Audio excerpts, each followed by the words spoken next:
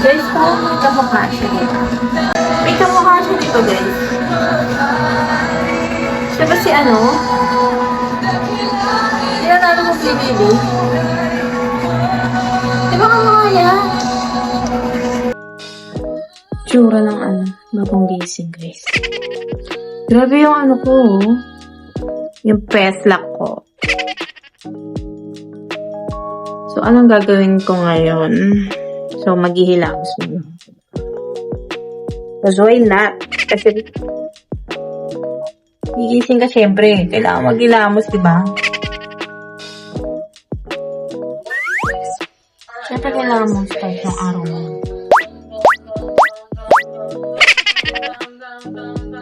Sa sarili mo, syempre.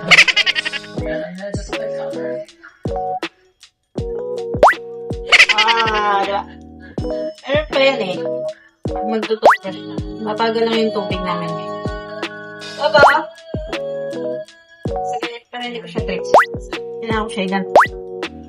Kailangan siya mataas. Diba?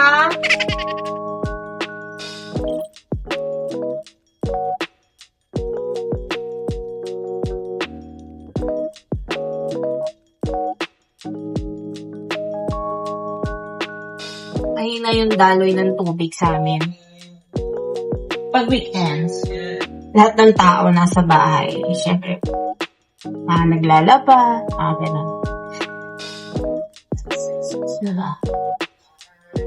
Kaya, mabagal siya. Pag weekdays, malakas siya, guys. Kahit umaga. Pag weekends lang talaga. Pag mga gantong oras. Sabi mo, ang dami kasing gumagamit ng tubig.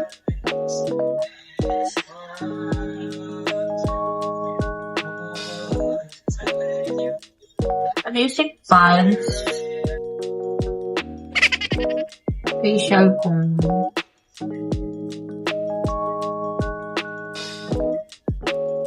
Guys, mag-recommend nga kayo ng ano? Ng magandang skincare. Kasi, yung mga skincare ko, iniwan ko sa Qatar. Ano na kasi ko? Over baggage na. Kaya iniwan ko siya. Halos paubos na rin naman kasi yun. Kaya iniwan ko na rin. Sabi ko, worth it ba na magbayad ako ng over baggage? Para lang sa mga to. Diba? Pwede ka na lang bago, diba?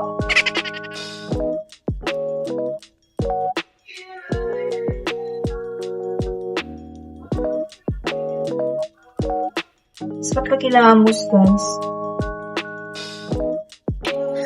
dito lang ako umuupo. Dito, nagmumuni-muni. Mamaya bababa ako kasi wala pa naman ako. Doon kasi ako nagluluto sa baba. Tatay ko. Yung mga gamit ko kasi before ako pumunta ng Qatar. May ref ako, may kalan ako. So, yung mga yon iniwan ko doon sa tatay ko. Kasi, hindi ko naman balak lagyan dito ng super luto ako dito, hindi. Parang chill lang na luto. Kasi maliit nga lang to. Tsaka baka pag nagluto ako, guys, masira yung aircon. Actually, guys, yan talagang aircon na yan. Pinag-isipan ko talaga yan. Bakit nandiyan dyan yung lagayan ng aircon?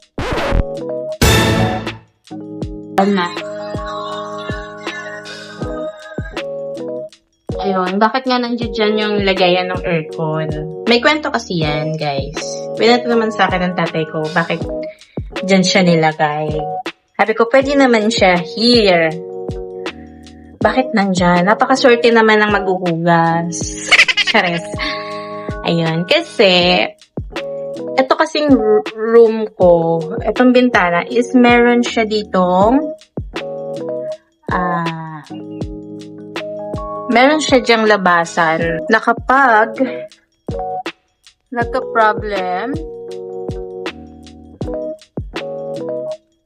anything na nagka-problem sa tubo, pag may bumara, ganyan, dito siya dadaan. Which is, eto. Yeah. Diyan siya dadaan. Kapag kasi, dito ang linya. Kapag kasi nilagay siya here, yung aircon, hindi na makakadaan yung tao dito. Hindi rin makakadaan yung tao dito. Sabi ko, okay. Ayun, yun yung reason niya. Sabi ko naman, yung lamig kasi na itong aircon, hindi siya umaabot dito sa bed. Kailangan ko pang bumili ng wind deflator para lang umabot. Kasi ngayon, nilalagyan ko lang siya ng karton. Ganun. Sabi ko, kung dito siya, mas okay. Pwede siya dito sa baba. Pwede din siya sa taas. At least, di ba, makakatulog pa ako sa taas. Sabi ko, hindi naman everyday na may gagawin dyan.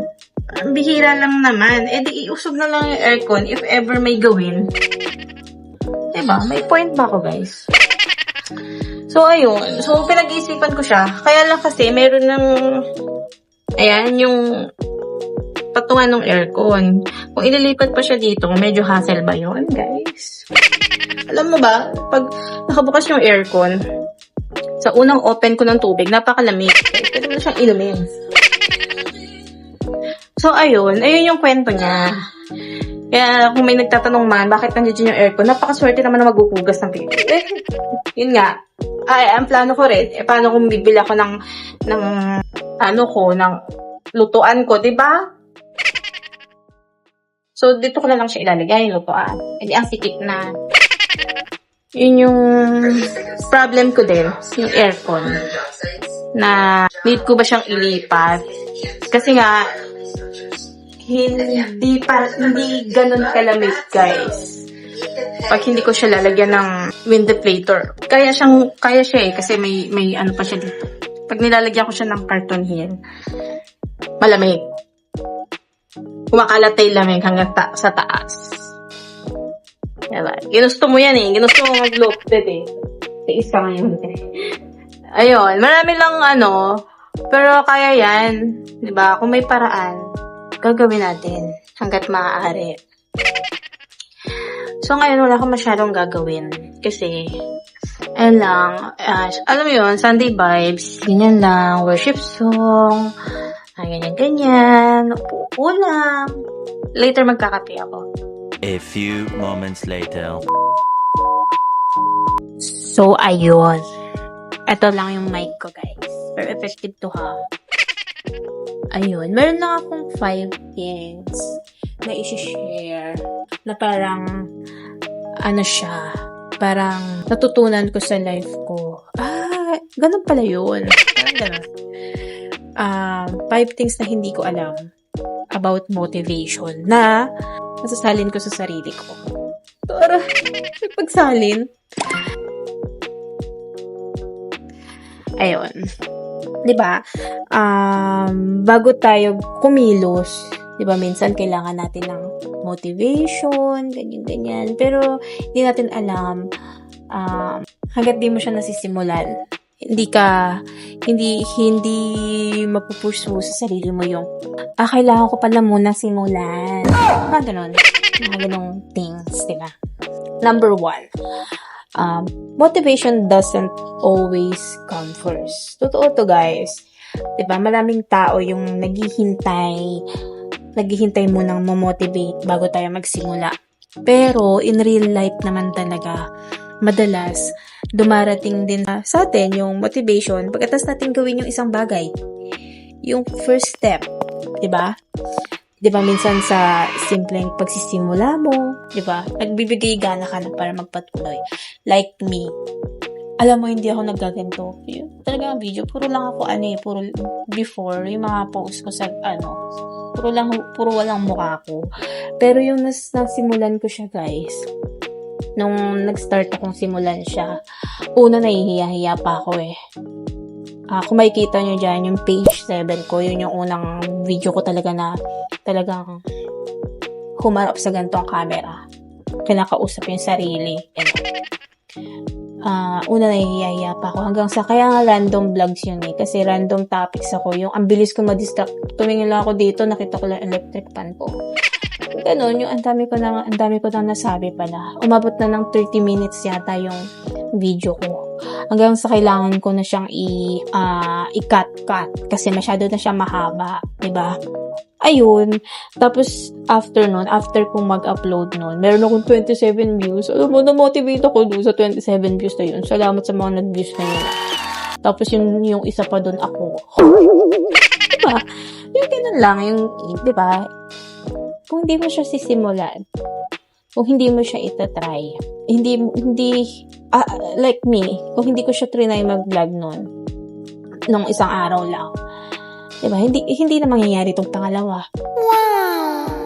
Ganun. Basta yung ganung simpleng bagay lang na yun na pala yung start. Yung nag-enjoy ka na pala. May mga ganung bagay. Ayun. And then number 2, your environment affects your motivation. Totoo to, guys. 'Di ba? Ang laki ng epekto ng paligid natin sa motivation. Kapag maayos, tas konting distractions lang sa paligid, mas madali kang makakapag-focus. Tas matatapos mo yung mga dapat mong gawin. Like me. Kasi, yung nasa ibang bansa ako, gusto ko talagang mag-try mag-video doon. Kaya lang, hindi ako kasi may mga nakatingin. Like, eto, ngayon, nakakapaganto ko kasi ako lang mag-isa. Diba? Nagagawa ko yung gusto ko. Nakakausap ko kayo. Nakakausap ko yung salawi. Nakakausap ko yung camera. Yung ganun. Yung para, dito ko nakakapag-focus. Diba? May mga ganun talagang, may mga tao talagang kailangan mo lang nakatingin. Tapos, pag in-upload mo, kala mo talaga gusto mo maraming viewers.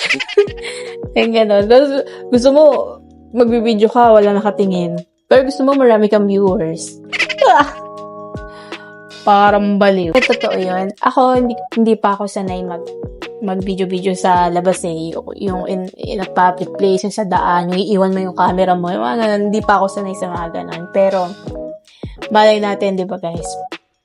Pag nasimulan natin, gusto ko muna simulan sa sarili ko eh. Diba gano'n naman talaga? Alam mo, mahalin muna ang sarili mo. Charis! Ay mo, alam, girl.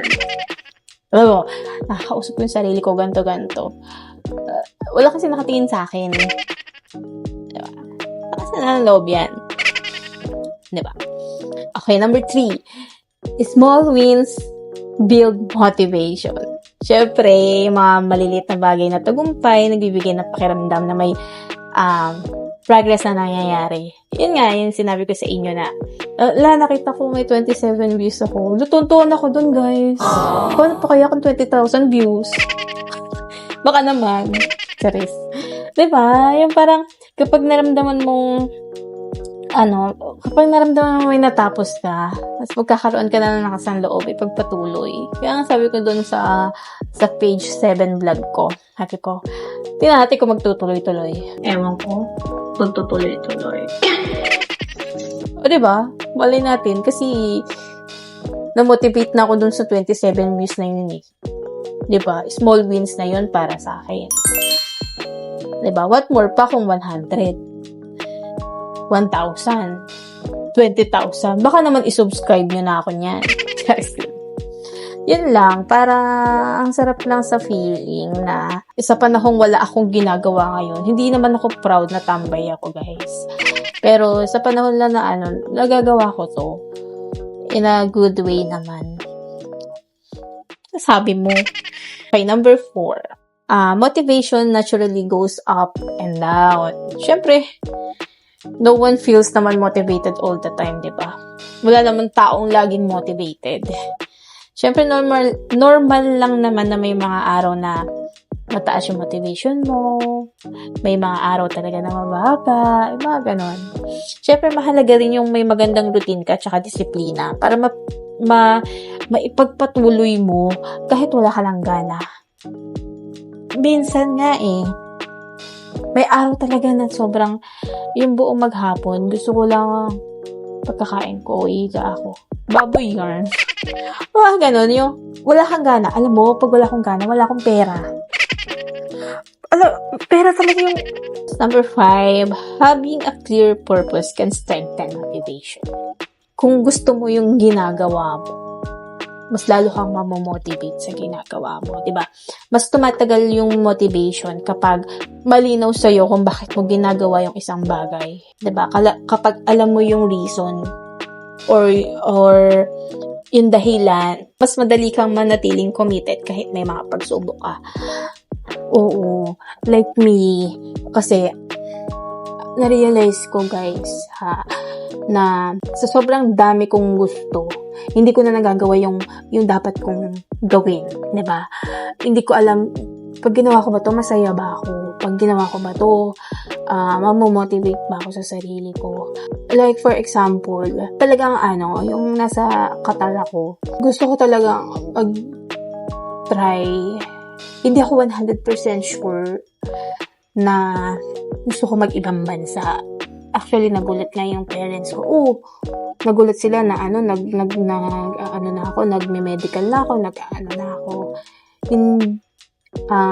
Sabi ko, sige, try lang. Pag hindi, okay, uwi. Ganyan. Sobrang pagpunta ko, second day pa lang yata ako nun. Super homesick na talaga ako. Ewan ko sa iba. Pero ako kasi, 'di ba, may mga taong gustong mag-separate lang na magsarili, maging independent sa sarili. Pero kasi ako, simulat sa pulang dito na ako sa bahay, humiwalay lang ako ng room. Parang yung room ko kasi studio type lang. Humiwalay lang kami kasi may mga paupahan naman kami. Hindi kami pwedeng umalis dito sa bahay kasi wala ring mag-aasikaso. Yung ganun. Yung parang sinasabi ng ibang tao na, ang laki mo na, nandiyan ka pa rin nakatira sa bahay. Yung may mga ganun. Pero kasi, may mga tao din namang may reason kung bakit. Sino mag-aasikaso ng ganito? Nanay, tatay ko matatanda na. Yung nanay ko nasa Bulacan din. Yung tatay ko may sakit. O sino mag-aasikaso? Kailangan mo mag-explain sa ibang tao. Kaya sobrang homesick ako nung nasa Qatar na ako. Hindi ako nasanay na tumira ng matagal sa ibang bahay. Ganon. Kasi, yun din, wala rin akong privacy doon kasi 3 kami sa room. Tapos, hindi ako nasanay na may kasama. Ngayon, nag-i-enjoy ako. Although, sabihin natin parang may kulang, ganyan. Yun, wala akong work. Kailangan ko mag-work. Yung ganon. Pero kaya yan. Naniniwala ako sa sarili ko. Diba yun lang naman yun? Kailangan mong maniwala sa sarili mo para ma-motivate ka lagi. Diba? Yun lang din yung mga motivation na nag-reflect sa akin. Diba? Kung hindi mo, at least yan, na-try ko mag-ibang bansa. Ngayon, alam ko na yung mga dapat kong gawin. Mamomotivate na ako para kasi hindi ko naman sinasabing mali yung decision ko, pero may iba lang kasi akong gusto. Parang nasa sakin na yun. Ako yung ako yung parang nabigla lang ako sa mga pangyayari. 9 months lang ako, 2 years yung contract ko, pero 9 months lang ako sa Qatar. Hindi ko tinapos. Doon nagkaroon ako ng emergency kasi yung father ko kasi na hospital almost 1 month. Then, pinauwi niya rin naman ako. May reason naman ako. Pero, plano ko talaga, papaabutin ko ng 1 year. Pero yun nga, nagka-emergency ako. Sabi ko na lang sa sarili ko, sige, kailangan kong gumawa ng ibang way para, alam mo yun, para, hindi ko sinasabing, maano ko dito, because of kita, because of money. Ginagawa ko to para nag-i-enjoy ako, guys. Iba pa, kaya pala yung mga yung mga nagbablog. Kasi sabihin na natin, nag-i-effort sila kaya need nila ng income. Pero, kailangan din pala talagang nag-i-enjoy ka. Diba? Habang nagsasalita ako dito, ang dami ko na nasasabi. Alam mo, nakakailang minutes na naman ako. Diba? Ganun pala talaga. Ngayon ko lang yun na-realize. May mga things pa na hindi ko alam. Nabigla ko na lang na-realize, ay, ganito pala yun. Okay, alin sa 5 ngayon yung nagbigay sa'yo ng inspirasyon? Comment down below. Siyempre, follow nyo rin ako, guys. Subscribe nyo naman ako, guys. Diba? And then, yun muna siguro yung topic natin for today's video.